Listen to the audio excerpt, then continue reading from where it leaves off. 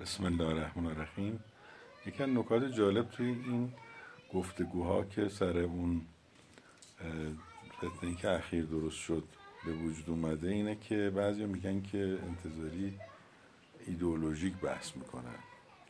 خیلی جالبه. یعنی اگر کسی به گفتمان انقلاب اسلامی حمله بکنه علمیه، ولی اگر کسی از گفتمان انقلاب اسلامی دفاع کنه ایدئولوژیکه.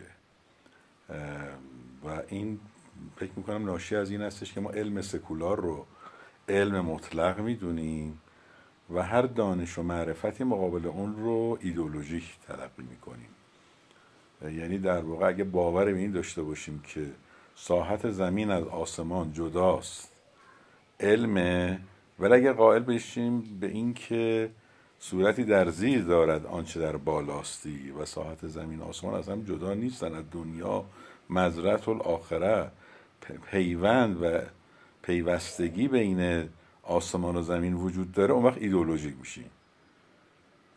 این خیلی تبیین جالبیه. یعنی من نمیدونم اینا که اینجوری بحث میکنن اگر ما از علمی دفاع بکنیم که غرب ازش منفعت میبره و غرب به واسطه اون بر جهان سلطه پیدا میکنه میشیم علمی، ولی اگر اینکه از دانشی دفاع بکنیم که جمهوری اسلامی یا انقلاب اسلامی ازش بهره مند میشیم ایدئولوژیک.